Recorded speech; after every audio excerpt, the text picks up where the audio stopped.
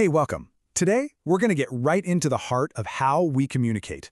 We're talking about the blueprint, the absolute foundation for every single sentence you've ever said or written, the parts of speech. Have you ever really stopped to think about that? How is it possible that we can take a handful of words and use them to build entire worlds, share complex ideas, and tell endless stories? Well, the answer is actually pretty cool and a lot simpler than you might think.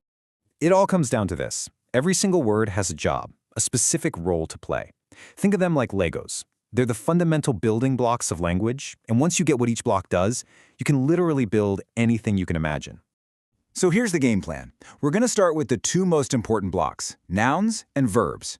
Then we'll see how to add some descriptive detail, connect all the pieces to make bigger ideas, pull in a few special tools, and finally, see how the whole puzzle fits together. Ready? Let's jump in. Okay, so you can't build anything without a solid foundation, right?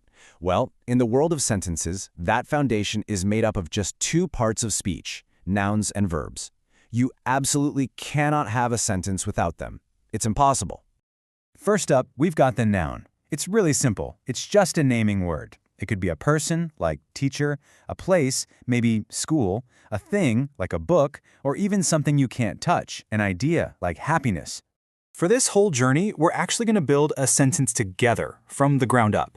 So let's put down our very first block, our subject. We'll start with a nice, simple noun, dogs.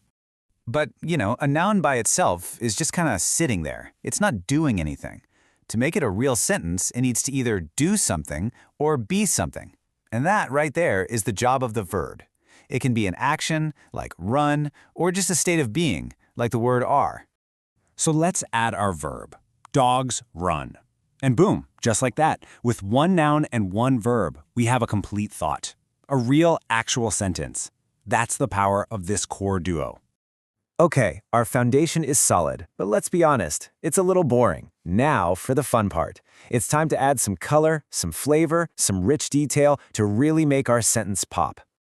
The first tool we're going to grab for this is the adjective. An adjective's entire purpose in life is to describe a noun. It answers questions like, what kind is it, or which one are we talking about? Let's add one to our noun. So instead of just dogs run, we can now say big dogs run. Can you see how that one little word immediately gives you a clearer picture in your head? All right, our next detailing tool is the adverb. Now, adverbs are the Swiss Army knives of grammar. They usually describe verbs, telling us how something is done, but they can also describe adjectives or even other adverbs. And here's a little pro tip. A ton of them end in ly. Let's use an adverb to describe our verb. Our sentence now says, big dogs run quickly. Now we don't just know that they run, we know how they're running. See? The scene is really starting to come to life now. Our sentence is looking pretty good, but it's still really just one simple idea.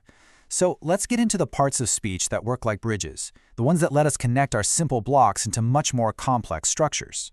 First up is the conjunction. You should just think of conjunctions as the glue of language. Words like and, but, and or are what let us stick words, phrases, and even whole sentences together to make bigger ideas. So let's use the conjunction and to give our dogs a second action. Now they're not just running, they run quickly and jump.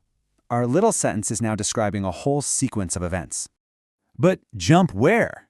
To answer that, we're going to need a preposition. These are those tiny but super important words like in, on, at, or under. They show us the relationship between different parts of the sentence, usually telling us about location or direction. And now we can finish that thought. They jump over the fence. That little preposition over makes the relationship between the action, jump, and the object, the fence, totally clear. Wow, okay, we've got a pretty impressive sentence now. But let's bring in the specialists.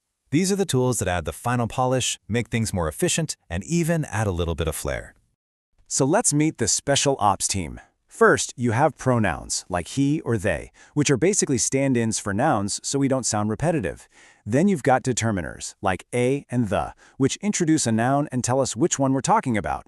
And finally, you have interjections. These are just short bursts of pure emotion, like wow or ouch. Just like this one, a simple, powerful way to show you're surprised or impressed. And now, let's look at our masterpiece. We've thrown in the interjection wow at the beginning for some feeling, and we added the determiner the to be clear about which dogs we mean. Look at that!